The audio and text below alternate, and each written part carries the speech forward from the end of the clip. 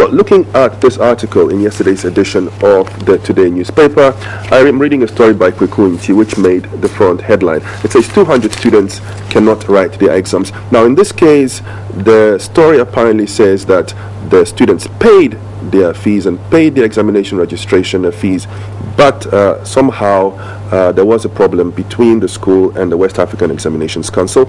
And just to put some numbers to the WASSCE, yesterday 409,753 students from 724 public and private SHS began their WASSCEs. For many of them, this came with a bit of pressure, well, as a result of the recent strike action by the teachers, and also because of the fact that many students seem to be uncertain as to whether they will be allowed to write their examinations because they owe money.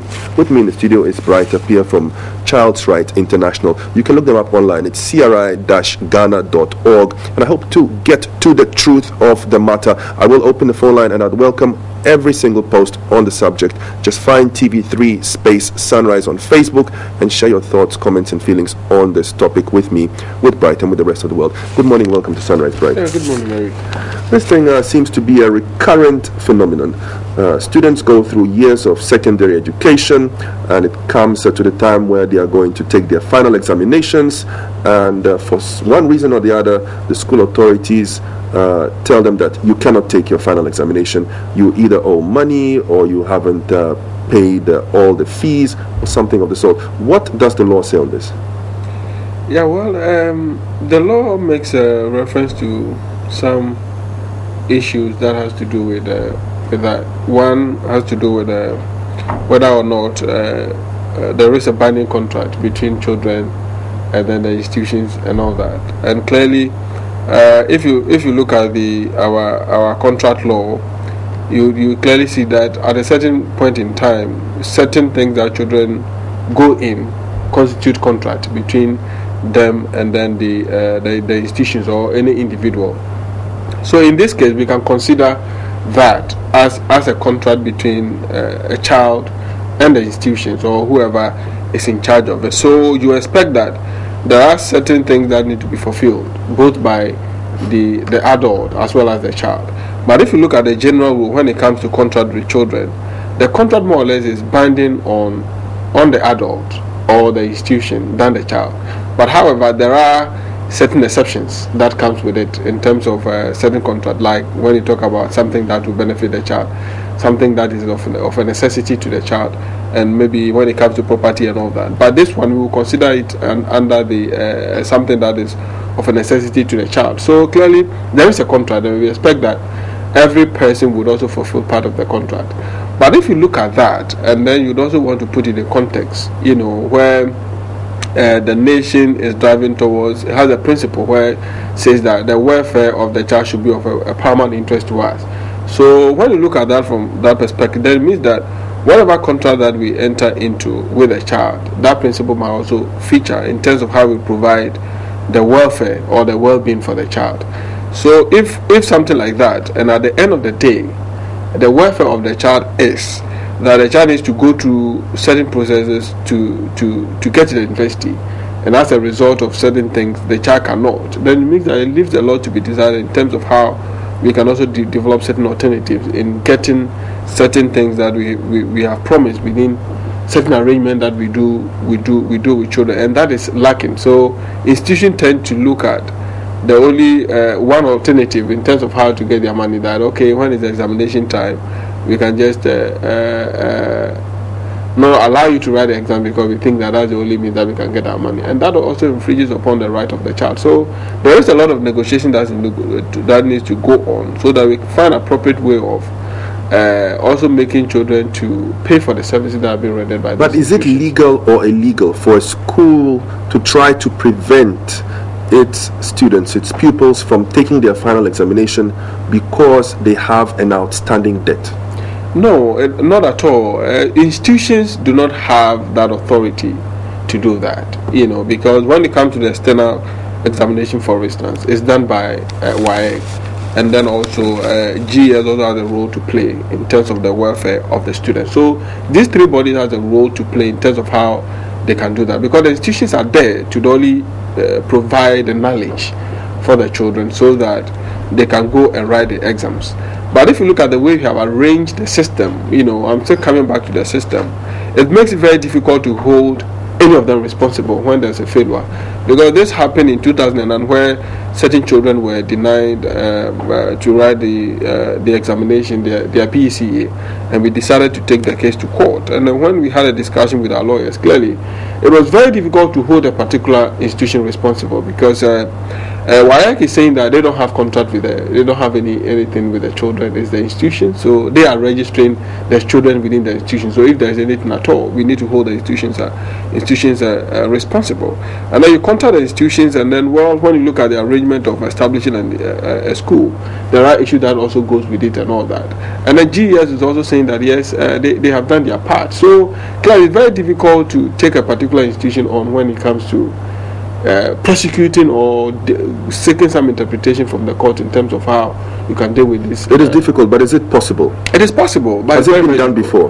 We've tried it, but what happened is that we were not able to get all the children together to be able to do that, because at one school we were able to gather, there are about 15, we were able to gather about 10, and 5 were not interested in pursuing the case, so we just have to drop it. But this is becoming an issue that for me, GS must take it up and also see how best WAEC can also be responsible in terms of the welfare of the children, not because they are established to administer examination alone, but they should also seek the welfare of the children to be able to investigate, from the institutions, that the people that they are registering, where are they coming from and all that. Have they paid their fees in full, or if they haven't paid their fees in full, so far as they have gone to the institution and it is time for them to write the exams, you don't have any alternative that you want to deny them. So you have to give them that opportunity for them to write the exam. So why I can take up that responsibility also. Now I'm looking here at a GNA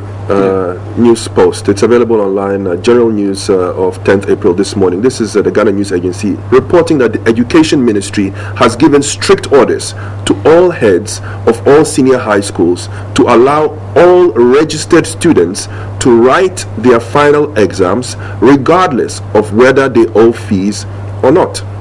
The ministry's chief director, Enoch Himans-Kobna, gave the order when he toured some schools in the eastern region as students began their WASSCE exams yesterday.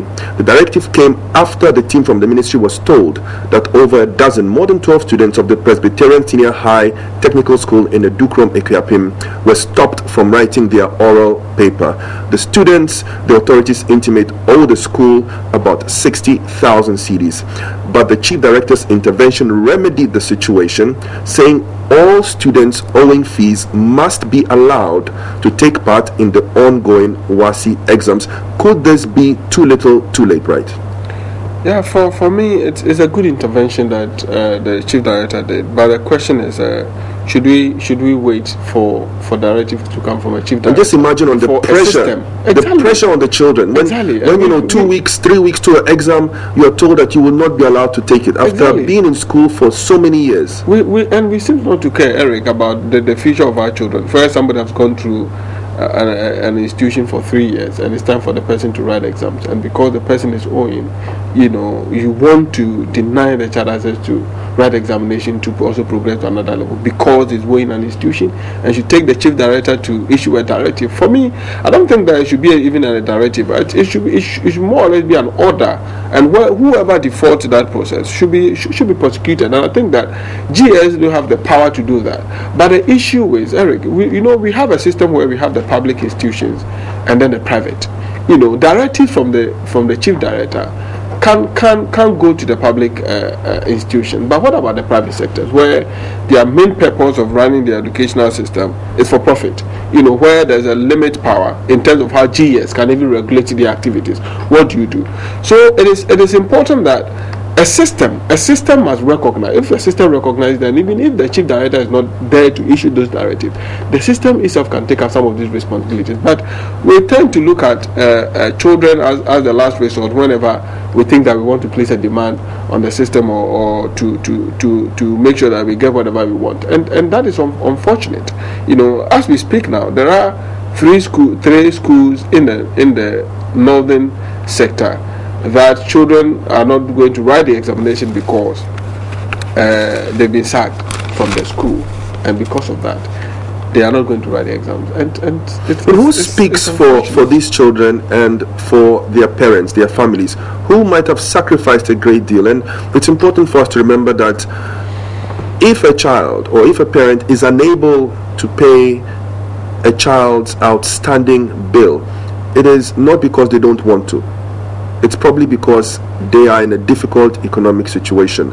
So not only are they disadvantaged economically, here their rights are being trampled upon. Who speaks for them? Where can a student or their family who finds themselves in this situation turn to for help and assistance? Oh, okay, Eric. I would say that I would urge you and your team to one day let's discuss the role of the district assemblies when it comes to child welfare. So that we can cover a very extensive what they have to do. Because when it comes to the right of children under our welfare principle, the child cannot be denied that right under any circumstances. That's a general principle.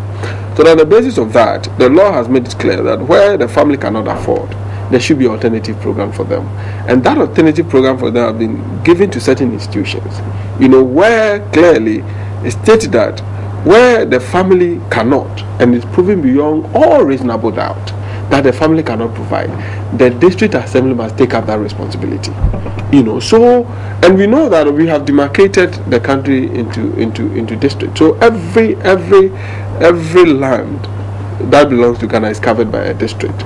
So children under that jurisdiction should not suffer any consequences. What are the alternatives, Bright? What are the alternatives? Look, Felix is posting an idea for us. He says, why not allow all students to take the examinations, but cooperate with the examining body, with the WAEC, to make sure that they are not given their certificates until they settle all their outstanding bills. I believe that this is a system that is practiced all over the world. Of course. That is why I'm saying that we should look at other alternatives. Like what he is saying is another way that we can look at it. But also it will be very difficult to also held somebody's certificate because the person is owing. It's another issue that we want to discuss. But the issue is that we cannot deny children from writing exam because they are owing. That is the point. That is the bottom line. That's the bottom line. So whatever alternative that you need to use to get your money, that rests with you.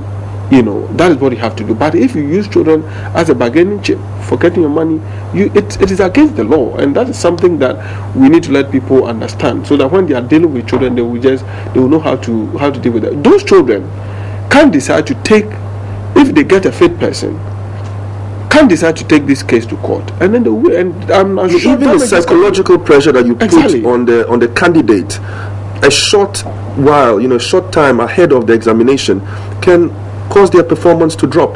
Exactly, and those things we are not thinking about it. So Eric, what I want to say is that the GES, everything rests with GES, and I think that they should begin to look at how best they can, when it is time for children to write examination, how best they can go around to supervise and monitor whether indeed children who have gone through the 3 years will be given the opportunity to write the examination, so that they can issue an order for all institutions, including the private sector, to obey the rules that they've set for them, so that our children would go through a certain system and be free. Well, it looks like we are just dealing with some head teachers. And Patricia Aite, I think she nails. She says head teachers should give us a break. I have a personal experience. And Moses Aite says, I think not allowing students to write their final exam just because they owe outstanding fees is a cruel thing. It's simply cruelty. Of course, on the part of the head teachers, and we don't have that many head teachers. If you look at these figures, we have 724 public and private SHS schools in Ghana. That's not a great number. It's under 1,000 individuals who have the power to make this decision, to make things right. Either they all agree that, well, this is what we are going to do, or they all agree that that is what we are going to do. Now, why is it so difficult for us to get 724 people to agree to something that is clearly for everyone's benefit?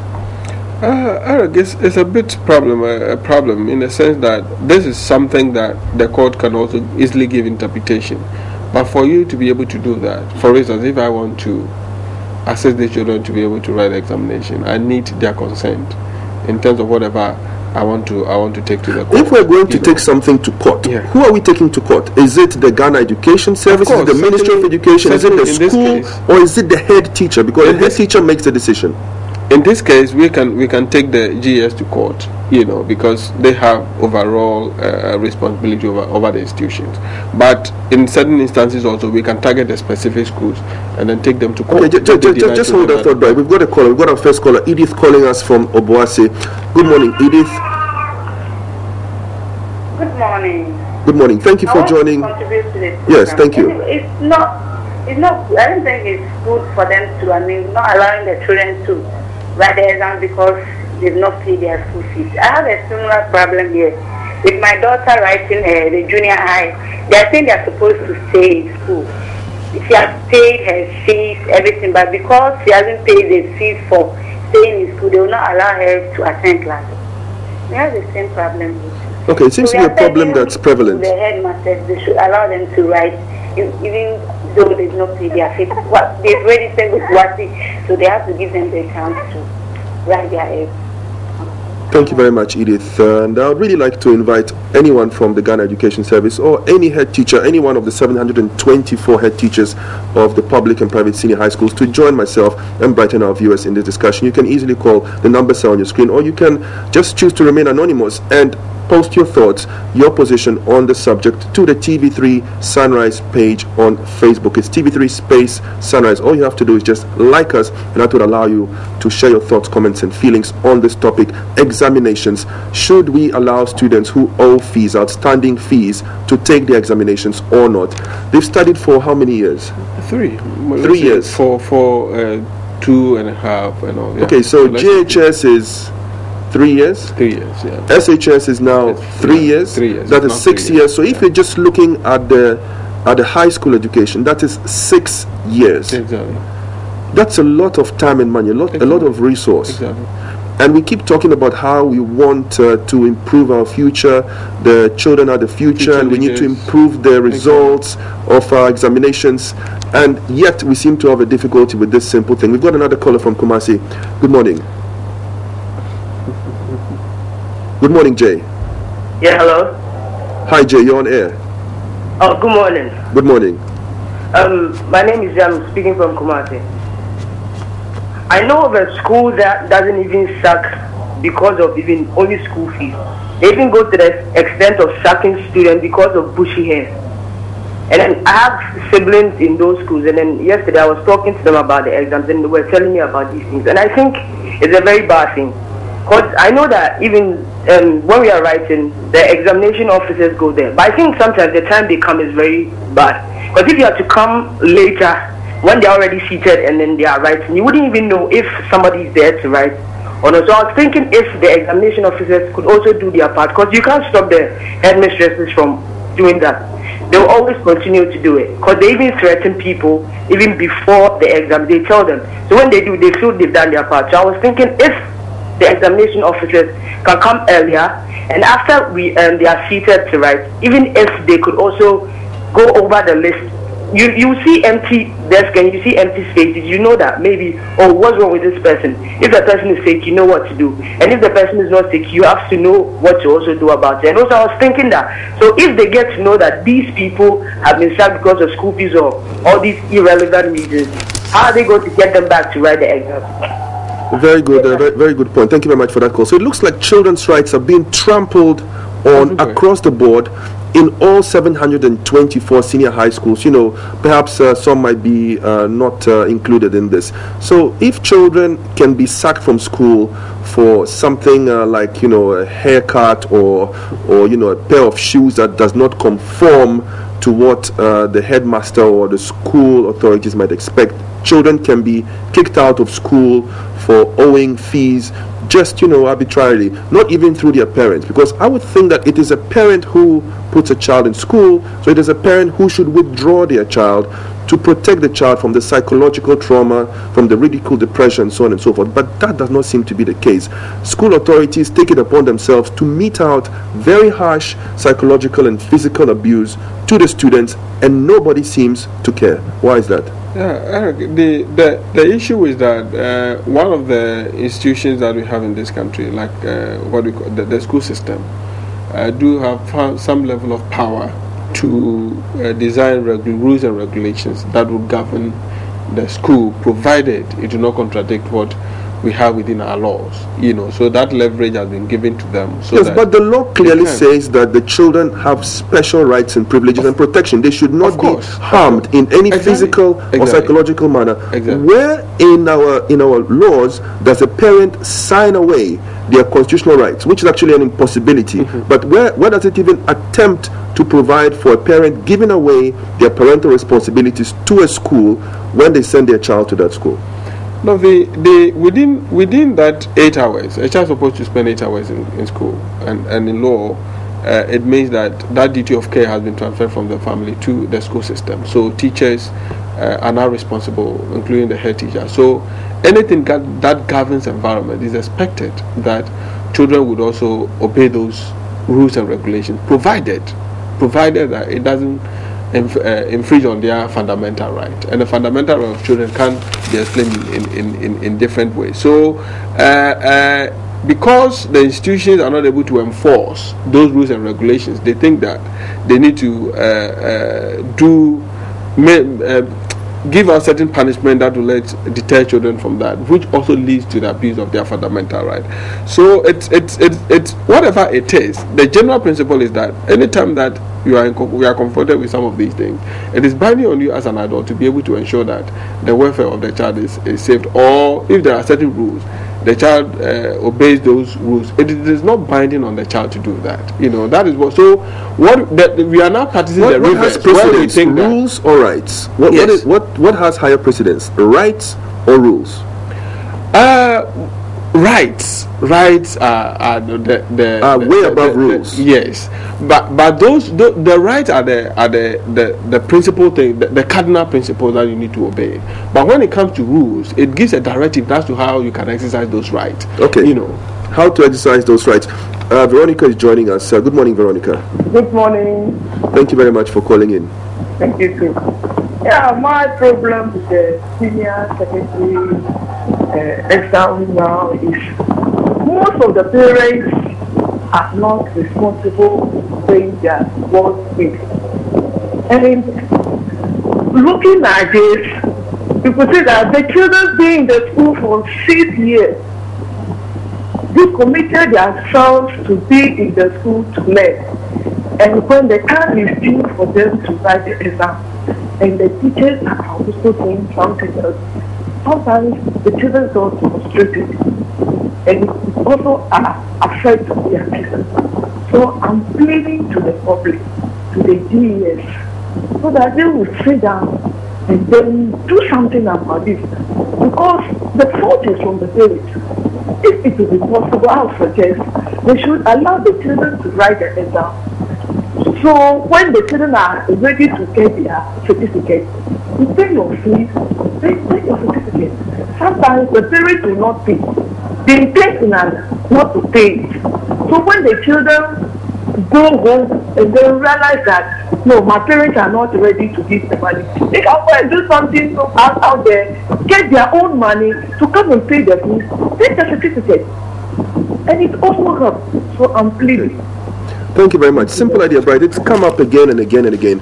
Why not just allow children to complete the course of education, take the examinations, but then make sure that you put a requirement in place, a caveat, saying if you don't settle your outstanding bills, you cannot receive your certificate and continue with either education or work. Now, why has this been so difficult to implement? Let's just try to put ourselves in the shoes of the head teachers or the administrators of our senior high schools. Why would you think that this could be difficult or even a problem?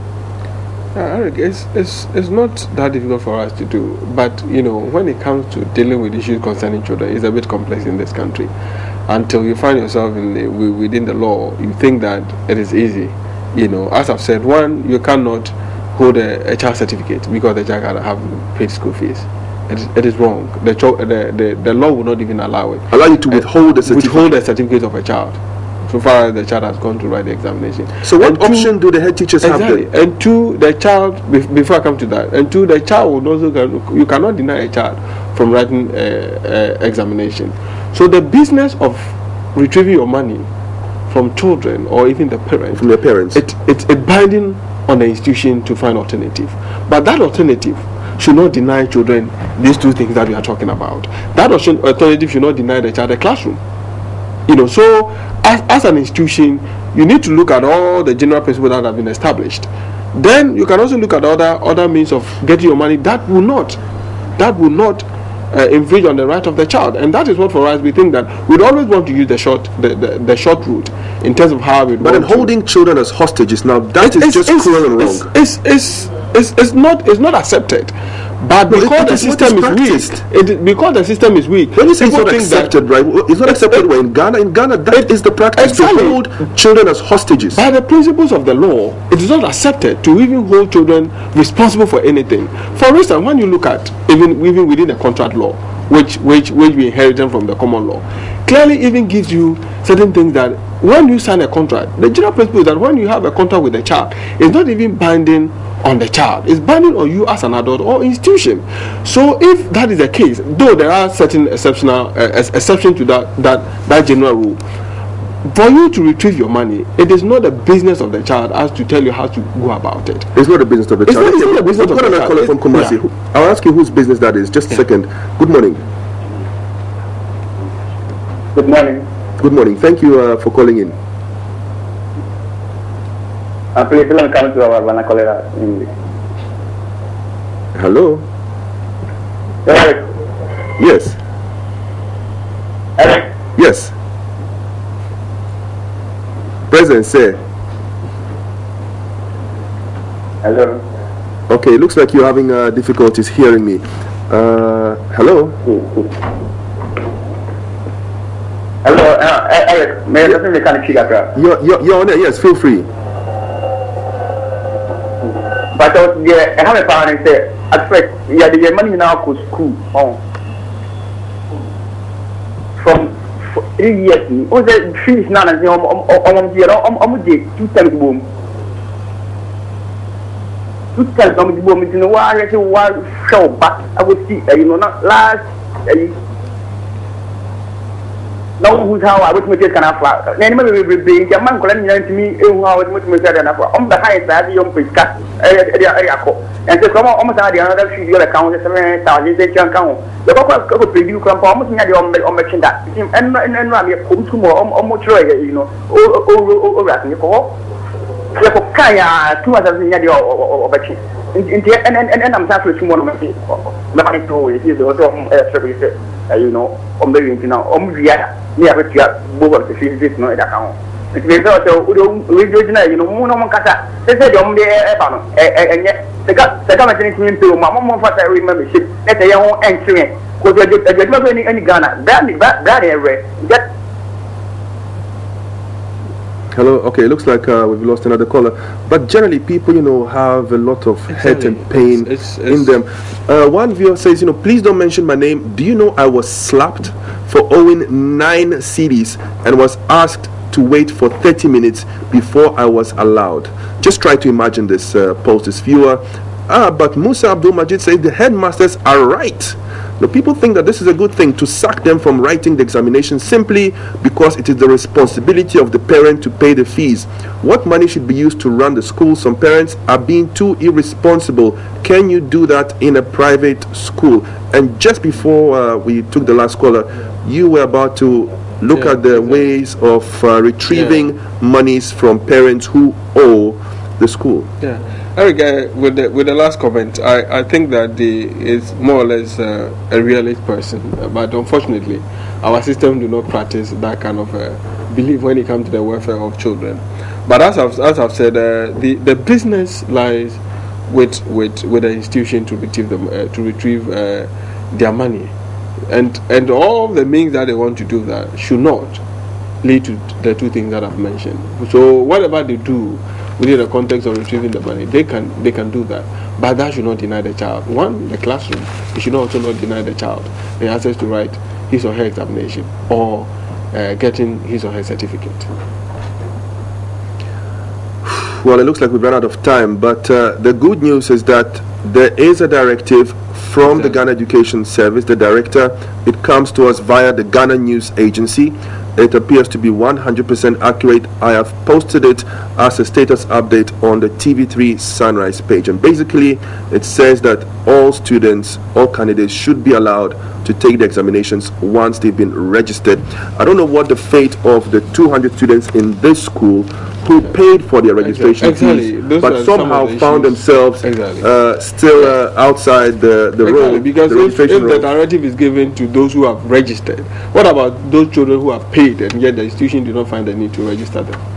What about those people? What do we do? Well, I think we need to take a closer look at the head teachers, the headmasters and the headmistresses, and see how we can come to an arrangement that would serve everyone's purpose, because after all, they are head teachers. They are there to teach students. And what's the point of teaching a child for so many years and then not allowing them to take the examination fees? We need to be able to balance all the pros and the cons to everyone's satisfaction. But thank you very much for taking part in this conversation. I want to thank everyone who's called in. Once again, if you have any doubts, just look to TV3 Sunrise, our page on Facebook.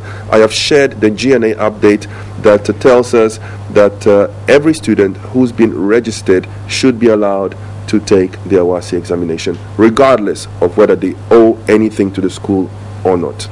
You're watching Sunrise.